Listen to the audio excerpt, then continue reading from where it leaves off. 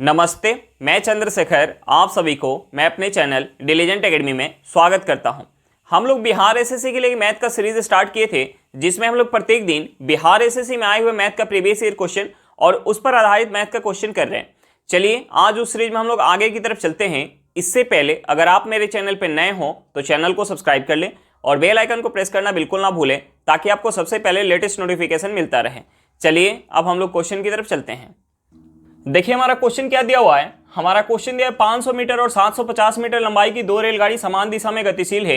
एक रेलगाड़ी की गति 60 किलोमीटर पर घंटा और दूसरी की गति 75 किलोमीटर पर घंटा है। तेज चलने वाली रेलगाड़ी द्वारा धीमी रेलगाड़ी को पार करने में लिया गया समय क्या होगा। हमें क्या निकालना है कि अगर तेज चलने वाली रेलगाड़ी धीमी रेलगाड़ी को पार करेगी तो कितना समय में पार कर लेगी, हमें उस समय को निकालना है।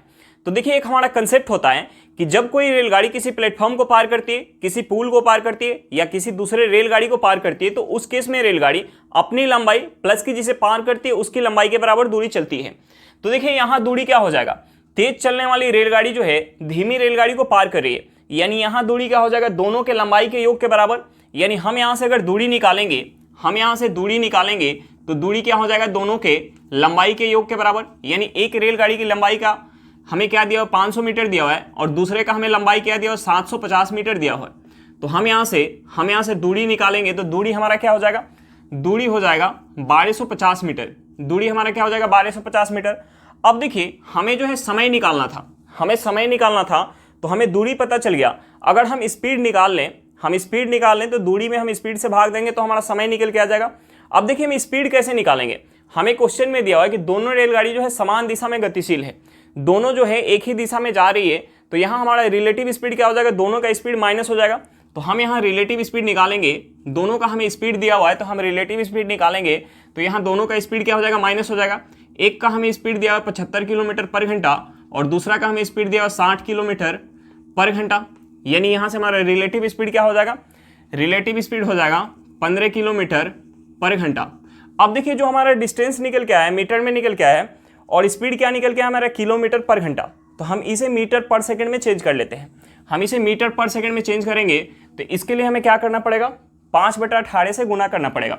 हम इस 15 में 5/18 से गुना करेंगे तो ये हमारा मीटर पर सेकंड में चेंज हो जाएगा, मीटर पर सेकंड में चेंज हो जाएगा। अब हमें क्या निकालना था, समय निकालना था। हमें जो है समय निकालना था, टाइम निकालना था, हमें टाइम निकालना था। तो हम क्या करेंगे, डिस्टेंस में स्पीड से भाग देंगे तो हमारा टाइम निकल के आ जाएगा। यानी इस 1250 में हम भाग देंगे 15 गुने 5/18 से। अब देखिए हम इसे 5 से काटेंगे, 1250 को, तो ये कितने बार में जाएगा, ये चला जाएगा 250 बार में। उसके बाद हम फिर इसे 5 से काट लेते हैं, 5 से काटेंगे तो ये कितने बार में जाएगा, 50 बार में। और ये 15 5 से कितने बार में जाएगा, 3 बार में। अब देखिए यहाँ से हमारा क्या हो जाएगा, ऊपर क्या बच गया, 50 बच गया और ये 18 जो है ऊपर चला जाएगा। यानी 50 गुने 18 बटा हमारा क्या हो जाएगा, ये हो जाएगा 3। अब देखिए हम इस 3 से 18 को काटेंगे तो ये 6 बार में जाएगा। हम 50 में 6 से गुना करेंगे तो यहाँ से हमारा समय क्या निकल के आ जाएगा, 300 सेकेंड। समय क्या निकल के आएगा, 300 सेकेंड। अगर 300 सेकेंड को हम मिनट में चेंज करेंगे तो ये हमारा क्या हो जाएगा, ये हमारा हो जाएगा 5 मिनट। यानी हमारा आंसर क्या निकल के आ गया, 5 मिनट। यानी तेज चलने वाली रेलगाड़ी जो है धीमी रेलगाड़ी को 5 मिनट में पार कर लेगी। चलिए क्वेश्चन समझ में आ गया होगा, नेक्स्ट क्वेश्चन पे चलते हैं। देखिए हमारा क्वेश्चन क्या दिया हुआ है, हमारा क्वेश्चन दिया है किस राशि का मिश्रधन 5 वर्षों में 8% वार्षिक साधारण ब्याज के दर से 7,000 रुपया हो जाएगा। हमें क्या निकालना है, प्रिंसिपल निकालना है और यहाँ ब्याज काउंट हो रहा है साधारण ब्याज के दर से। हमें रेट क्या दिया हुआ है, 8% दिया हुआ है, समय दिया हुआ है 5 वर्ष और हमें अमाउंट दिया हुआ है। हमें क्या निकालना है, प्रिंसिपल निकालना है। तो देखिए साधारण ब्याज के दर से ब्याज काउंट हो रहा है, तो साधारण ब्याज में क्या होता है, हमें प्रत्येक साल ब्याज बराबर मिलता है। यानी पहले साल अगर हमें प्रिंसिपल का 8% ब्याज मिला होगा तो दूसरे साल भी हमें 8% मिलेगा, तीसरे साल भी हमें 8% ही मिलेगा। यानी 5 वर्ष में टोटल हमारा एसआई कितना मिल जाएगा। हम यहाँ अगर एसआई निकालेंगे 5 वर्ष में टोटल, तो हमें क्या करना पड़ेगा, समय में हमें रेट से गुना करना पड़ेगा। यानी यहाँ से हमारा एसआई क्या निकल के आ जाएगा, 40%। हमारा एसआई क्या निकल के आ जाएगा, 40%। अब देखिए हमें क्वेश्चन में अमाउंट दिया हुआ है और हमसे प्रिंसिपल पूछा है। देखिए प्रिंसिपल अपने आप में क्या होगा, 100% और यहाँ हमें एसआई कितना मिल रहा है, 40%। यानी हमारा अमाउंट क्या हो जाएगा, यहाँ से हमारा अमाउंट क्या हो जाएगा, अमाउंट हो जाएगा 140%। लेकिन हमें क्वेश्चन में अमाउंट क्या दिया है, 7,000 रुपया। यानी इस 140% का हमें वैल्यू क्वेश्चन में क्या दिया हुआ है, 7,000 रुपया दिया हुआ है। 140% का वैल्यू हमें क्वेश्चन में 7,000 रुपया दिया हुआ है, तो हम यहाँ से 1% का वैल्यू निकाल सकते हैं। हम 1% का वैल्यू निकालेंगे, 1% का वैल्यू क्या निकल के आ जाएगा, 50 रुपया। 1% का वैल्यू निकल के आ जाएगा 50 रुपया, और हमें निकालना क्या था, प्रिंसिपल। यानी प्रिंसिपल क्या हो जाएगा हमारा 100% का वैल्यू क्या हो जाएगा 5,000 रुपया। 100% का वैल्यू क्या हो जाएगा 5,000 रुपया, यानी हमारा आंसर क्या निकल के आएगा 5,000 रुपया। चलिए क्वेश्चन समझ में आ गया होगा, नेक्स्ट क्वेश्चन पे चलते हैं। देखिए हमारा क्वेश्चन क्या दिया हुआ है, हमारा क्वेश्चन दिया 2 वर्ष पूर्व ए और बी की आयु का अनुपात क्रमशः 3:4 था और 4 वर्ष बाद उनकी आयु का अनुपात 4:5 हो जाएगा। बी की वर्तमान आयु क्या है, हमें क्या निकालना है, बी की वर्तमान आयु निकालना है। देखिए हमें क्वेश्चन में क्या दिया हुआ है, हमें क्वेश्चन में क्या दिया हुआ है, 2 वर्ष, हमें क्वेश्चन में दिया हुआ 2 वर्ष पूर्व ए और बी की आयु का हमें रेशियो दिया हुआ है, और हमें रेशियो कितना दिया हुआ है, 3:4 दिया हुआ है, 3:4 दिया हुआ है। उसके बाद हमें दूसरा क्या दिया हुआ है, वर्तमान से 4 वर्ष बाद का हमें रेशियो दिया हुआ है, और हमें रेशियो कितना दिया हुआ है, 4:5 दिया हुआ है।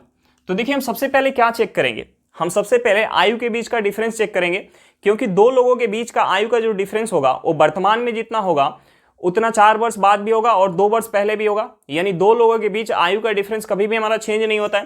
तो हम सबसे पहले आयु का डिफरेंस चेक करेंगे कि दोनों जगह हमारा बराबर है या नहीं। तो देखिए हमने मान लिया कि 2 वर्ष पहले ए की आयु जो थी वो 3 यूनिट और बी की आयु कितना है, 4 यूनिट। तो इन दोनों के बीच का आयु का डिफरेंस कितना हो गया, 1 यूनिट। और 4 वर्ष बाद ए की आयु जो हो जा रही है 4 यूनिट और बी की आयु कितना हो जा रही है, 5 यूनिट। यानी यहाँ भी आयु के बीच का डिफरेंस कितना है, 1 यूनिट, यानी डिफरेंस बराबर है। अब देखिए हम यहाँ देखेंगे कि 2 वर्ष पहले ए की आयु 3 यूनिट थी और 4 वर्ष बाद ए की आयु कितना हो जा रही है, 4 यूनिट। यानी आयु में कितना वृद्धि हो गया, 1 यूनिट का वृद्धि हो गया, 1 यूनिट का वृद्धि हो गया। और बी की आयु जो है, बी की आयु 2 वर्ष पहले 4 यूनिट थी और 4 वर्ष बाद कितना हो जा रही है, 5 यूनिट। यानी बी की आयु में भी 1 यूनिट का वृद्धि हो जा रहा है। लेकिन यहाँ वर्ष में कितने का वृद्धि हो रहा है, ये जो है वर्तमान से 2 वर्ष पहले दिया हुआ है और ये वर्तमान से 4 वर्ष बाद, यानी वर्ष में कितना का वृद्धि हो रहा है, 6 वर्ष का। वर्ष में कितने का वृद्धि हो रहा है, 6 वर्ष का। यानी यहां से हमें क्या पता चल गया, यहां से पता चल गया कि 1 यूनिट का जो वैल्यू है वो क्या है, 6 वर्ष है। 1 यूनिट का वैल्यू क्या है, 6 वर्ष है। तो हमें क्या निकालना था, बी की वर्तमान आयु। तो देखिए हम बी का 2 वर्ष पहले का आयु निकाल लेते हैं और उसमें हम 2 वर्ष ऐड कर देंगे तो हमारा वर्तमान निकल के आ जाएगा। यानी हम 4 यूनिट का वैल्यू निकाल लेते हैं। 4 यूनिट का वैल्यू क्या हो जाएगा, 1 यूनिट का वैल्यू 6 वर्ष है, तो 4 यूनिट का वैल्यू क्या हो जाएगा, 24 वर्ष हो जाएगा। ये जो है बी का 2 वर्ष पहले का 24 वर्ष जो है, बी का 2 वर्ष पहले का है आयु, यानी वर्तमान आयु क्या हो जाएगा, बी का वर्तमान आयु क्या हो जाएगा, बी का वर्तमान आयु हो जाएगा 24 प्लस का 2, यानी हमारा आंसर क्या निकल के आ जाएगा, 26 वर्ष। हमारा आंसर क्या निकल के आया, 26 वर्ष निकल के आ गया। चलिए क्वेश्चन समझ में आ गया होगा, नेक्स्ट क्वेश्चन पे चलते हैं। देखिए हमारा क्वेश्चन क्या दिया हुआ है, हमारा क्वेश्चन दिया वस्तुनिष्ठ प्रश्नों के एक प्रश्न पत्र में कुल 90 प्रश्न हैं। प्रत्येक ठीक उत्तर के लिए 5 अंक दिए जाते हैं तथा प्रत्येक त्रुटिपूर्ण उत्तर के लिए 2 अंक काट लिए जाते हैं। सारे प्रश्नों का उत्तर देने वाले एक छात्र को कुल 387 अंक मिले, उसमें कितने उत्तर त्रुटिपूर्ण थे। हमें क्या निकालना है, गलत उत्तर का संख्या निकालना है।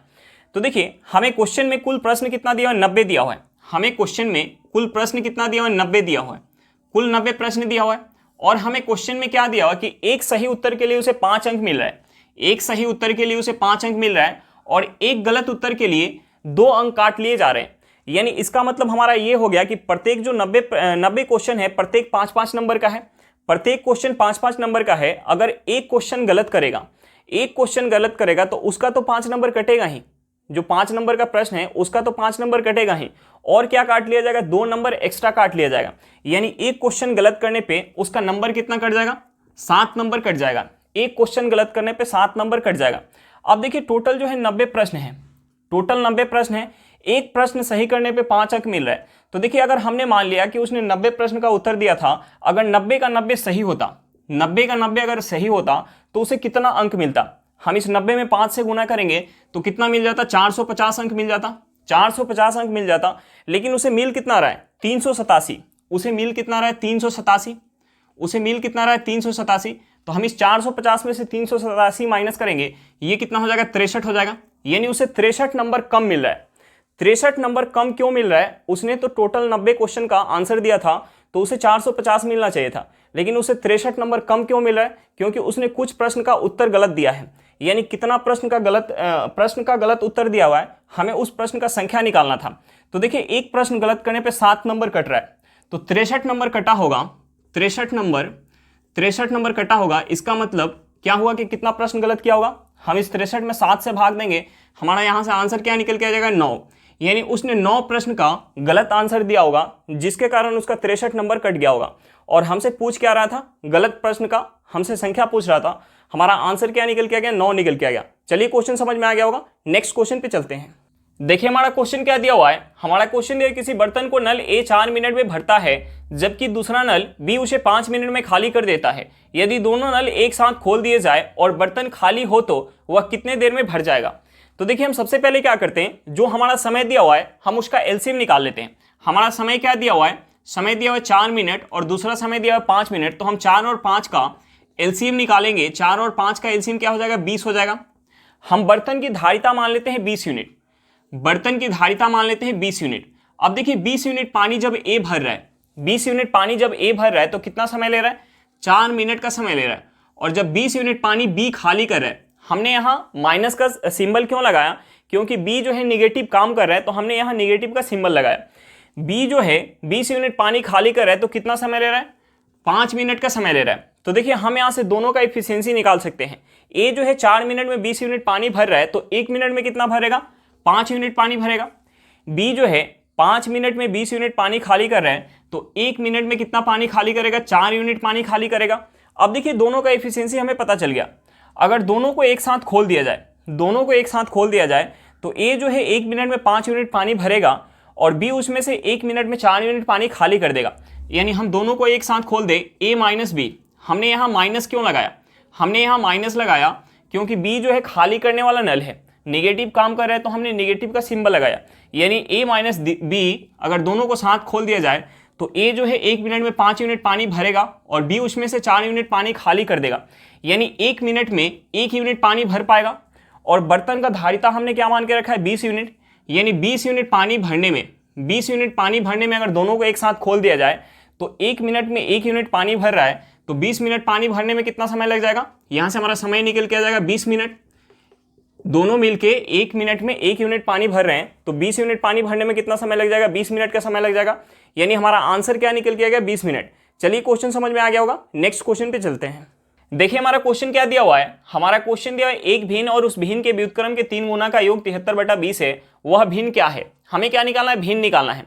तो देखिए इस क्वेश्चन को हम ऑप्शन से भी आसानी से कर सकते हैं। अगर हमें ये क्वेश्चन एग्जाम में देगा तो वहां हमें 4 ऑप्शन देगा, तो हम वहां ऑप्शन से भी आसानी से कर सकते हैं। लेकिन बहुत लोग को लगता है कि अगर हम ऑप्शन से करने गए और 4 ऑप्शन हमें दिया रहता है, अगर सही आंसर हमारा चौथा ऑप्शन होगा तो हमें 4 ऑप्शन चेक करने के बाद ही सही आंसर पता चल पाएगा, तो उसमें काफी ज्यादा टाइम लग जाएगा।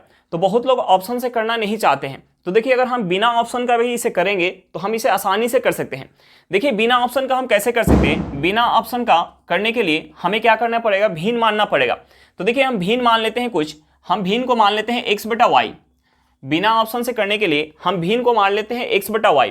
तो हमें क्वेश्चन में दिया हुआ कि एक भिन्न और उस भिन्न के व्युत्क्रम के 3 गुना का योग जो है 73/20 है। तो हम यहाँ योग निकालेंगे, यानी भिन्न ले लेंगे। भिन्न क्या है? x/y है, प्लस इसका व्युत्क्रम क्या हो जाएगा? व्युत्क्रम मतलब उल्टा, यानी y/x। यानी y/x का हम 3 गुना लेंगे और इसे ऐड करेंगे तो किसके बराबर हो जाएगा? ये हो जाएगा 73/20 के बराबर हो जाएगा।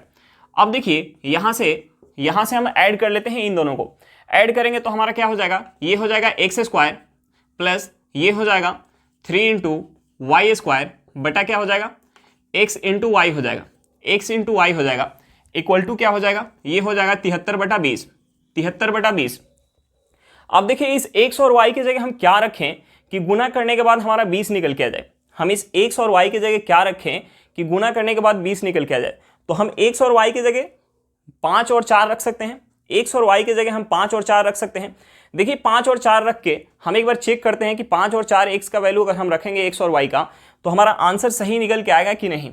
तो देखिए x और y की जगह हम x की जगह 5 रखें या x की जगह 4 रखें, या y की जगह हम 5 रखें या y की जगह 4 रखें, इसे भी हमें देखना पड़ेगा।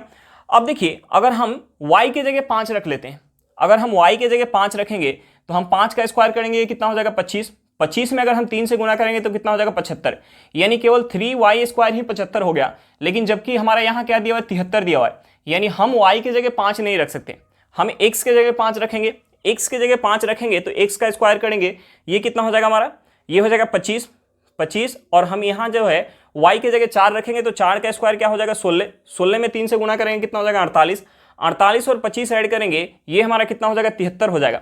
यानी यहां से हमें क्या पता चल गया, यहां से हमें पता चल गया कि हम x के जगह 5 रख सकते हैं, यानी 5 का स्क्वायर, प्लस y के जगह हम 4 रख सकते हैं, यानी 3 इंटू 4 का स्क्वायर, 3 इंटू 4 का स्क्वायर, बटा हम क्या करेंगे, बटा करेंगे 5 गुने 4 इक्वल टू हमारा क्या हो जाएगा, ये हो जाएगा 73/20। यानी यहां से x और y का वैल्यू पता चल गया, और हमने x बटा y क्या मान के रखा था, भिन्न मान के रखा था। यानी यहां से हमारा भिन्न क्या निकल के आ जाएगा, x बटा y निकल के आ जाएगा 5/4। हमारा आंसर क्या निकल के आ गया, 5/4 निकल के आ गया। चलिए क्वेश्चन समझ में आ गया होगा, नेक्स्ट क्वेश्चन पे चलते हैं। देखिए हमारा क्वेश्चन क्या दिया हुआ है, हमारा क्वेश्चन है 5 कुर्सी और 2 मेजों की कीमत 1350 रुपया है। यदि 2 कुर्सियों की लागत 1 मेज के बराबर होती है तो 1 कुर्सी और 1 मेज की कुल कीमत क्या है। हमें क्या निकालना है, 1 कुर्सी और 1 मेज की कीमत निकालना है। अब देखिए हमें क्वेश्चन में क्या दिया हुआ है, हमें क्वेश्चन में दिया हुआ है 5 कुर्सी, हमें दिया 5 कुर्सी और 2 मेज, हमें दिया 5 कुर्सी और 2 मेज का कीमत कितना दिया हुआ है, 1350 रुपये दिया हुआ है। हमें कितना दिया हुआ है कीमत, 1350 रुपये दिया हुआ है। और हमें क्वेश्चन में आगे क्या दिया हुआ है, हमें क्वेश्चन में आगे दिया हुआ है कि 2 कुर्सियों की लागत 1 मेज के बराबर होती है, 2 कुर्सियों की लागत 1 मेज के बराबर होती है। यानी हम यहाँ से मेज के जगह अगर कुर्सी लिखना चाहें तो हम यहाँ क्या लिख सकते हैं, हमें क्वेश्चन में दिया है कि 2 कुर्सियों की लागत जो है 1 मेज के बराबर होती है। यानी हम इस मेज के जगह अगर कुर्सी लिखना चाहें तो यहाँ मेज कितना है, 2 है, यानी हम यहाँ 4 कुर्सी लिख सकते हैं। यानी हम यहाँ से इसे लिख सकते हैं 5c प्लस का 4c इक्वल टू क्या हो जाएगा, ये हो जाएगा 1350 रुपया हो जाएगा। हम यहाँ से इसे ऐड कर लेंगे, ये हो जाएगा 9c इक्वल टू 1350 रुपया। हम इसे 9 से काटेंगे, यानी c इक्वल टू हमारा क्या निकल के आ जाएगा, 150 रुपया। c इक्वल टू क्या निकल के आ जाएगा, 150 रुपया। अब देखिए एक चेयर का मूल्य हमें पता चल गया, एक चेयर का हमें मूल्य पता चल गया, और हमें निकालना क्या है, हमें निकालना है एक चेयर और एक मेज का हमें कीमत निकालना है। एक चेयर का मूल्य हमें पता चल गया 150 रुपया, और हमें क्वेश्चन में दिया है कि 2 कुर्सियों की लागत 1 मेज के बराबर है। यानी मेज का यहाँ से क्या हो जाएगा, यहाँ से मेज का क्या हो जाएगा, मेज क्या हो जाएगा 300 रुपया हो जाएगा। यानी एक चेयर के मूल्य 150 रुपया है, तो एक मेज का मूल्य क्या हो जाएगा, 2 कुर्सी के मूल्य के बराबर, यानी 300 रुपया हो जाएगा। हमें निकालना था एक चेयर और एक टेबल का मूल्य निकालना था, हमें एक चेयर और एक टेबल का मूल्य निकालना था। तो ये कितना हो जाएगा, ये हो जाएगा 150 प्लस का 300, हम इसे ऐड कर देंगे, ये कितना हो जाएगा हमारा, ये हो जाएगा 450 रुपया। हमारा आंसर क्या निकल के आएगा, 450 रुपया। चलिए क्वेश्चन समझ में आ गया होगा, नेक्स्ट क्वेश्चन पे चलते हैं। देखिए हमारा क्वेश्चन क्या दिया हुआ है, हमारा क्वेश्चन है 3 इंटू 9 के पावर n+1 प्लस 9 इंटू 3 के पावर 2n-1 बटे 9 इंटू 3 के पावर 2n माइनस 6 इंटू 9 के पावर n-1 बराबर है। हमें 4 ऑप्शन दिया हुआ है। तो देखिए हम इसे क्या लिख सकते हैं, हम इसे कैसे सॉल्व कर सकते हैं, हम इसे क्या लिख सकते हैं, हम इसे लिख सकते हैं 3 इंटू, हम इस 9 को क्या लिख सकते हैं 3 के पावर 2 इंटू n+1, तो हम इस 2 से डायरेक्ट गुना कर लेते हैं। तो देखिए हम यहाँ इसे क्या लिख सकते हैं 3 इंटू हम इसे क्या लिख सकते हैं 3 के पावर, हम इसमें 2 से गुना कर लेंगे तो ये हो जाएगा 2n प्लस 2 हो जाएगा, प्लस हमारा क्या हो जाएगा 3 के पावर 2, इस 9 को हम क्या लिख सकते हैं 3 के पावर 2 इंटू क्या हो जाएगा 3 के पावर 2n-1 हो जाएगा, बटे हमारा क्या हो जाएगा, बटे में हो जाएगा, हम इसे क्या लिख सकते हैं, इस 9 को 3 के पावर 2 लिख सकते हैं, यानी 3 के पावर 2 इंटू 3 के पावर 2n माइनस इस 6 को क्या लिख सकते हैं, इसे लिख सकते हैं 2 इंटू 3 लिख सकते हैं, 2 इंटू 3 लिख सकते हैं, और इसे हम क्या लिख सकते हैं, ये 9 के पावर n-1 है, तो हम इसे लिख सकते हैं 3 के पावर 2 इंटू n-1, तो हम इस 2 से डायरेक्ट गुना कर लेते हैं, यानी हम इसे लिख सकते हैं 3 के पावर 2n माइनस का 2 लिख सकते हैं, माइनस का 2 लिख सकते हैं। अब देखिए गुना में अगर बेस सेम हो तो पावर हमारा क्या हो जाता है, ऐड हो जाता है। तो देखिए हम यहाँ से इसे क्या लिख सकते हैं, हम यहाँ से इसे लिख सकते हैं, यहाँ क्या है 3 के पावर 1 है, और यहाँ क्या है 3 के पावर 2n+1 है, यानी यहाँ जो है बेस सेम है तो पावर हमारा ऐड हो जाएगा। तो यहाँ हमारा हो जाएगा 3 के पावर 2n प्लस 3 हो जाएगा, 3 के पावर 2n प्लस 3 हो जाएगा, प्लस हमारा क्या हो जाएगा, यहाँ भी हमारा बेस सेम है तो पावर ऐड हो जाएगा। तो हम इस 2n माइनस 1 में अगर 2 ऐड करेंगे तो ये हमारा क्या हो जाएगा, 2n प्लस 1 हो जाएगा, यानी ये हो जाएगा 3 के पावर 2n प्लस का 1 हो जाएगा, बटे हमारा क्या हो जाएगा, यहाँ भी हमारा बेस सेम है तो पावर ऐड हो जाएगा, ये भी हमारा हो जाएगा 3 के पावर 2n प्लस का 2 हो जाएगा, माइनस ये हो जाएगा 2 इंटू, यहाँ भी हमारा बेस सेम है तो पावर ऐड हो जाएगा, ये क्या है 3 के पावर 1 है और ये है 3 के पावर 2n माइनस 1, यानी इसमें हम 1 ऐड करेंगे तो ये क्या हो जाएगा 2n माइनस 1 हो जाएगा, यानी यहाँ से हो जाएगा 2 इंटू 3 के पावर 2n माइनस 1। अब देखिए हम इसमें से क्या कॉमन लें ताकि हमारा n कट जाए, क्योंकि हमें ऑप्शन में कहीं भी n नहीं दिया हुआ है तो हमें n काटना है। तो देखिए हम इसमें से क्या कॉमन लें ताकि हमारा n कट जाए, तो हम इसमें से कॉमन ले लेते हैं 3 के पावर 2n प्लस 1 कॉमन ले लेते हैं। हम इसमें से कॉमन ले लेते हैं 3 के पावर 2n प्लस 1 कॉमन ले लेते हैं। 3 के पावर 2n प्लस 1 कॉमन ले लेंगे, यानी यहाँ क्या बच जाएगा, यहाँ बच जाएगा 3 के पावर 2, 3 के पावर 2 प्लस क्या बच जाएगा, यहाँ हमने 3 के पावर 2n प्लस 1 कॉमन ले लिया, यानी यहाँ क्या बच जाएगा, 1 बच जाएगा, बटे क्या बच जाएगा हमारा, यहाँ से भी अगर हम कॉमन ले लें 3 के पावर 2n प्लस 1, यहाँ से भी अगर हम कॉमन ले लें 3 के पावर 2n प्लस 1, तो यहाँ क्या बच जाएगा, 3 के पावर 2n प्लस 1 कॉमन ले लिया तो यहाँ बच गया 3 के पावर 1 माइनस, यहाँ से अगर हम कॉमन लेंगे 3 के पावर 2n प्लस 1 कॉमन ले लेंगे तो यहाँ हमारा क्या है 3 के पावर 2n माइनस 1 है। अगर हम प्लस 1 कॉमन ले लेते हैं तो यहाँ हमें क्या करना पड़ेगा, यहाँ अगर हम प्लस 1 कॉमन ले लेते हैं तो हमें एक 3 से भाग देना पड़ेगा, यानी भाग देते हैं तो ऊपर ले जाते हैं तो पावर हमारा क्या हो जाता है, माइनस हो जाता है, यानी यहाँ से हमारा क्या हो जाएगा, ये हो जाएगा 2 इंटू यहाँ हो जाएगा 3 के पावर माइनस 2 हो जाएगा, 3 के पावर माइनस 2 हो जाएगा। अब देखिए ये ऊपर नीचे 3 के पावर 2n प्लस का 1, 3 के पावर 2n प्लस का 1 हमारा क्या हो जाएगा, कट जाएगा, बच क्या गया, हमारा बच गया 3 का स्क्वायर प्लस का 1, 3 का स्क्वायर प्लस का 1 करेंगे, ये कितना हो जाएगा, 9 प्लस 1 कितना हो जाएगा, 10 हो जाएगा, 10 हो जाएगा, बटे क्या हो जाएगा हमारा, बटे हो जाएगा, ये हो जाएगा 3 के पावर 1 3 हो जाएगा, माइनस ये हमारा क्या है, ये हमारा जो है, ये जो है 3 के पावर माइनस 2 है, तो हम इसे क्या लिख सकते हैं, हम इसे लिख सकते हैं 2 बटा 3 के पावर 2 लिख सकते हैं। 2 बटा 3 के पावर 2 को हम क्या लिख सकेंगे, 9 लिख लेंगे। अब देखिए हम यहाँ से अगर माइनस करेंगे, इसे तो ये हमारा हो जाएगा 10 बटा 27 में से 2 माइनस करेंगे तो ये कितना हो जाएगा, 25 बटा क्या हो जाएगा, 9 हो जाएगा, ये 9 हमारा ऊपर चला जाएगा, ये 9 हमारा ऊपर चला जाएगा, यानी हम इसे लिख सकते हैं 90 बटा 25, 90 बटा 25। अब देखिए 90 बटा 25 को हम क्या लिख सकते हैं, 90 बटा 25 को हम लिख सकते हैं, अगर हम इसे अगर 5 से काट लें, तो 5 से ये 18 बार में जाएगा और ये 5 बार में जाएगा, और हम इसे पूर्णांक में अगर लिखेंगे, तो हम इसे क्या लिख सकते हैं, हम इसे लिख सकते हैं 3 सही 3 बटा 5, हम इसे क्या लिख सकते हैं, 3 सही 3 बटा 5, यानी हमारा आंसर कौन सा निकल के आ गया, ऑप्शन नंबर ए। हमारा आंसर कौन सा निकल के आ गया, ऑप्शन नंबर ए। चलिए क्वेश्चन समझ में आ गया होगा, नेक्स्ट क्वेश्चन पे चलते हैं। देखिए हमारा क्वेश्चन क्या दिया हुआ है, हमारा क्वेश्चन दिया 3 कारों द्वारा 1:2:3 के अनुपात में दूरी तय की गई, यदि यात्रा के समय का अनुपात 3:2:1 है तो उनकी चाल का अनुपात क्या होगा। हमें क्या निकालना है, स्पीड का रेशियो निकालना है।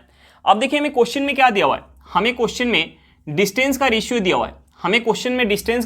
हुआ है, डिस्टेंस का रेशियो हमारा क्या दिया है, 1:2:3 दिया हुआ है। और हमें क्या दिया हुआ है, हमें क्वेश्चन में टाइम का रेशियो दिया हुआ है, टाइम का रेशियो हमारा क्या दिया हुआ है, 3:2:1 दिया हुआ है। और हमें निकालना क्या है, हमें निकालना है स्पीड का रेशियो निकालना है। अब देखिए हमें डिस्टेंस दिया हो, टाइम दिया हो, तो हम स्पीड कैसे निकालते हैं, डिस्टेंस में अगर हम टाइम से भाग दे देते हैं तो हमारा स्पीड निकल के आ जाता है। अब देखिए यहाँ हमें क्या दिया हुआ है, डिस्टेंस का हमें रेशियो दिया हुआ है, टाइम का रेशियो दिया हुआ है, और हमसे स्पीड का रेशियो पूछ रहा है। तो हम डिस्टेंस के रेशियो में अगर टाइम के रेशियो से भाग दे देंगे तो हमारा स्पीड का रेशियो निकल के आ जाएगा। तो हम यहाँ भाग दे देते हैं, ये हो जाएगा 1/3 हो जाएगा, ये हो जाएगा 2/2, ये हमारा क्या हो जाएगा 3/1 हो जाएगा। अब देखिए ये जो हमारा रेशियो निकल के आया, ये रेशियो हमारा फ्रैक्शन में है। तो फ्रैक्शन के रेशियो को नॉर्मल रेशियो में चेंज करने के लिए हम क्या करते हैं, हर का एलसीएम लेके गुना कर लेते हैं। अब देखिए यहाँ हर में क्या है, 3 2 और 1 है, 3 2 और 1 का एलसीएम कितना हो जाएगा, 6 हो जाएगा। तो हम यहाँ 6 से गुना कर लेंगे, ये हो जाएगा 3/1/3 गुने 6 इज टू 2/2 गुने 6 इज टू क्या हो जाएगा, 3 गुने 6 हो जाएगा। अब देखिए हम इसे 3 से 6 को काटेंगे, 2 बार में जाएगा, यहाँ से आ गया 2 इज टू, यहाँ से 2/2 हमारा कट जाएगा, यहाँ क्या बच जाएगा, 6 बच जाएगा। यहाँ हम गुना कर लेंगे, हम यहाँ गुना कर लेंगे, अगर 3 में 6 से गुना कर लेंगे तो ये कितना हो जाएगा, 18 हो जाएगा। हम यहाँ से 2 से काट सकते हैं इसे, ये 2 से 1 बार में जाएगा, ये 3 बार में जाएगा और ये 9 बार में जाएगा। यानी यहाँ से हमारा स्पीड का रेशियो क्या निकल के आ गया, 1:3:9 निकल के आ गया। चलिए क्वेश्चन समझ में आ गया होगा, नेक्स्ट क्वेश्चन पे चलते हैं। देखिए हमारा क्वेश्चन क्या दिया हुआ है, हमारा क्वेश्चन दिया यदि x-2 और x-3 के बीच मध्यानुपाती x है तो x का मान क्या होगा। हमें क्या निकालना है, x का मान निकालना है। तो देखिए मध्यानुपाती का फॉर्मूला क्या होता है, मध्यानुपाती का फॉर्मूला क्या होता है, मध्यानुपाती का फॉर्मूला होता है √a/b। अब देखिए यहाँ a हमारा क्या दिया हुआ है, x-2 और b क्या दिया हुआ है, x-3 और हमारा मध्यानुपाती क्या दिया हुआ है क्वेश्चन में, मध्यानुपाती दिया हुआ है x। मध्यानुपाती हमें क्या दिया हुआ है, x दिया हुआ है, x इक्वल टू √, ये हमारा क्या हो जाएगा, x-2 इंटू क्या हो जाएगा, x-3 हो जाएगा। अब देखिए इस रूट को हटाने के लिए हम दोनों साइड स्क्वायर कर लेते हैं, तो यहां से हमारा हो जाएगा x², ये हो जाएगा x² equal to x-2 into x-3। हम यहां गुना कर लेते हैं, यानी यहां से हम लिख लेंगे x² इक्वल टू, ये हमारा क्या हो जाएगा, x² हम गुना करेंगे तो x² माइनस का 3x, हम -2 से गुना करेंगे माइनस का 2x, माइनस का 2 और माइनस का 3 गुना करेंगे, ये क्या हो जाएगा, प्लस का 6 हो जाएगा। अब देखिए बराबर के इस साइड हमारा प्लस का x² है और बराबर के उस साइड भी प्लस का x² है, तो x² से x² हमारा कट जाएगा। इस -3x और -2x को हम ऐड कर लेंगे, ये कितना हो जाएगा, माइनस का 5x और बराबर के इस साइड लेके आएंगे तो माइनस है तो प्लस में हो जाएगा। यानी हम यहाँ से इसे लिख सकते हैं 5x इक्वल टू 6, यानी यहाँ से हमारा x क्या हो जाएगा, x हो जाएगा 6/5। हमारा आंसर क्या निकल के आ गया, 6/5 निकल के आ गया। हमारा आंसर क्या निकल के आ गया, 6/5। चलिए क्वेश्चन समझ में आ गया होगा। आज के लिए इतना ही, फिर मिलते हैं नेक्स्ट क्लास में। अगर क्लास अच्छा लगे तो क्लास को लाइक करिएगा, अगर आप मेरे चैनल पर नए हो तो चैनल को सब्सक्राइब करिएगा और क्लास को अपने दोस्तों के साथ शेयर करना बिल्कुल मत भूलिएगा। चलिए बाय बाय।